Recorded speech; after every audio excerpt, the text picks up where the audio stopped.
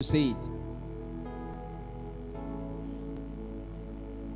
Thus saith the Lord God unto these bones, behold, I will cause breath to enter into you, and ye shall live. I will cause breath.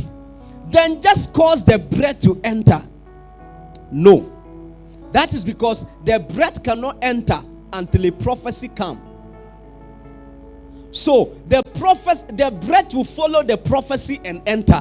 So until a prophecy is spoken, or until a word comes forth, breath cannot enter. So the breath will follow the words spoken by the prophet. You now understand the process of creation, where God said, let there be light, and there was light. You don't create by keeping quiet. You are so silent. That's why your life is silent like that. You are so silent. Say it. You know, one thing about life is that when you begin to say things concerning your life and your destiny, people see it as pride. It's not pride. You are just practicing creation. You are just practicing what God have taught you to practice. I will cause breath.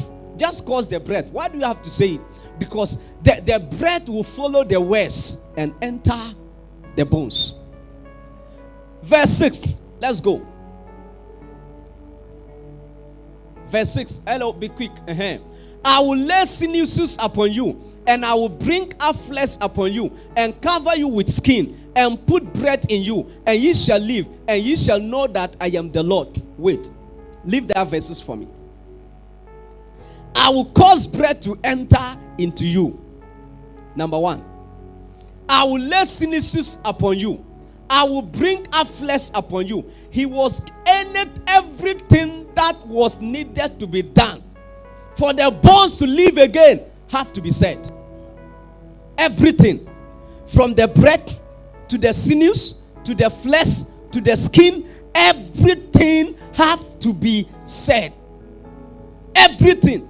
Whatever you don't say and you have is illegal. It's through manipulation.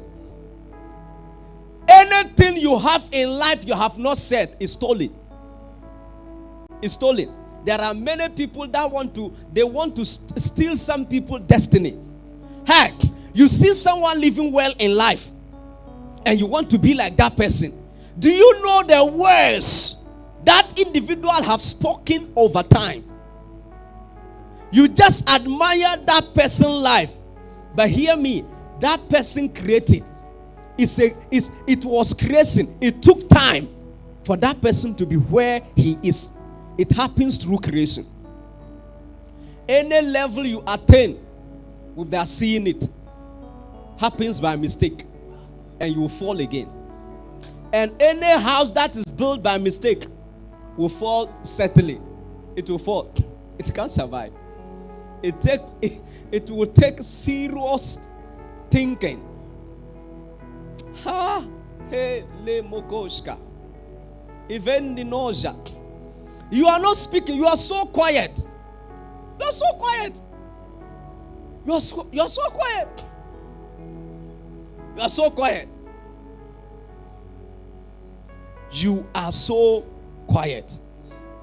You are so quiet.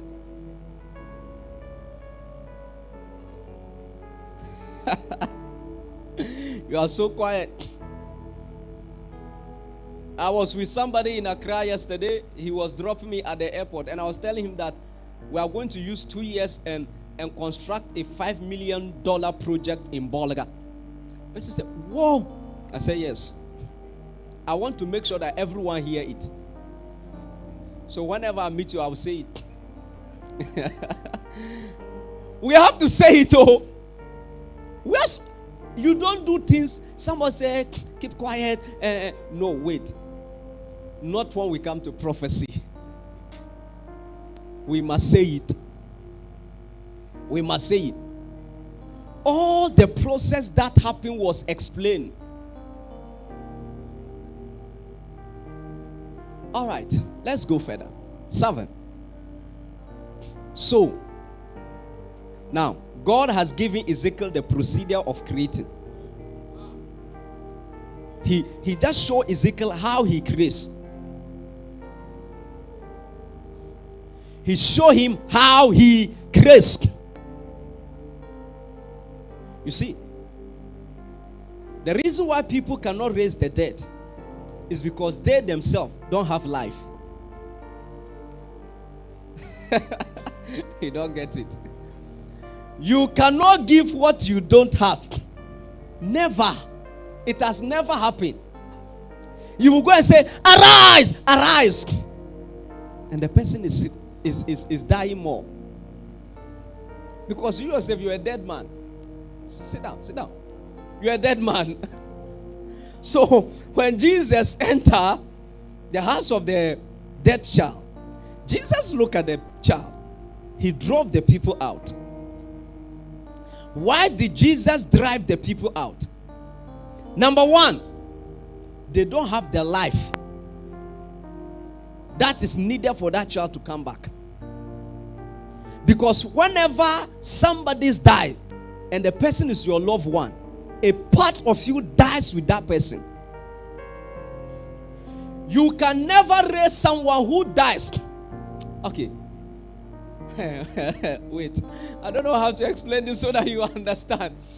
Idahuza, not Idahuza, Smith Wigglesford, wife died. And he was at the crusade ground. And they called him. Your wife have died, man. Come home. He said, I'm not coming home. He refused to go home. 3 days later, he got to their house. And they have gathered. People were so angry with him. He said, where is the wife? They say, upstairs.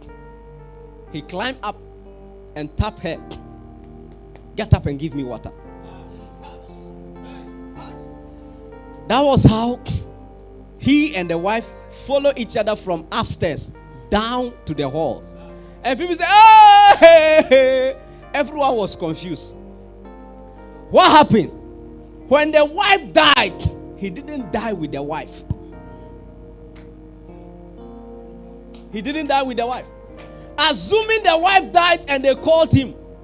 And then he was crying, oh, hey, pack my bag. I'm going home. My wife is dead. I have to go home. Pack my bag. And he came and was wailing. Because there is this tradition that when someone dies, your loved one dies, you have to cry so that they will not suspect you are the witch. So if you are not crying, you are the one who killed that person. So if everyone is crying, you are laughing and you are chewing groundnut. Oh, this is the witch. Please sit down, sit down. You are the witch. Now, I want to explain something to you. So now, when Smith Wigglesford came, he raised the wife. Why? Because none of him died with the wife. It didn't appear that something has happened to him. You cannot raise the dead if you are dead. You cannot give what you don't have. So when Jesus said, leave the environment, it wasn't that he cannot raise a dead man in the midst of people. But the people that was in the environment, part of them died with the child. And you don't produce life in the midst of death. So he said, step out. He drove them out. And then he looked at the child and said, young girl, arise. He never prayed a prayer. He just said, young girl, arise. And all of a sudden the child stood up. Why? Because Jesus have life. Jesus made a statement. She's not dead, she's sleeping. Why will he make such statement? Because in the realms of Jesus, it wasn't a problem. In their realm, it was a problem. So you cannot solve a problem until you have a solution. It is not possible. So that is why when somebody died and you are emotional, my brother, don't try praying. Nothing will happen. Nothing will happen. You discover that throughout the healing ministry of Jesus, he never feel emotional performing a miracle. The only place he feel emotional is what? The Bible says, and he will move with compassion after seeing the crowd. Because they were like what? Sheep without a shepherd. He was worried that there are no teachers and shepherds to take care of the people. Not miracles, but to feed them. To feed them. To feed them. So the best way to raise the dead is not to be taken by. Do not be taken by their dead. I don't know about you, but trust me, I don't know how to cry when someone dies. And you should be thanking God, because if you die, I may raise you. Because if all the time someone have that, whoa, some pastors want to appear so caring and all that. My brother, that wasn't how Jesus lived his life. That wasn't how it happens. That wasn't how it happens. Hear me well. I prophesy as I was commanded. And as I prophesied, there was a noise. And behold, a shaking. A bone came. The bones came together. Bone to his bone. Bone to his bone. God just taught Ezekiel how to create. What are you still waiting for? Hear me well. You cannot prophesy and it will happen all of a sudden. They happen one by one. If you prophesy today and you've not seen what you are looking for, do not stop prophesying. Keep prophesying.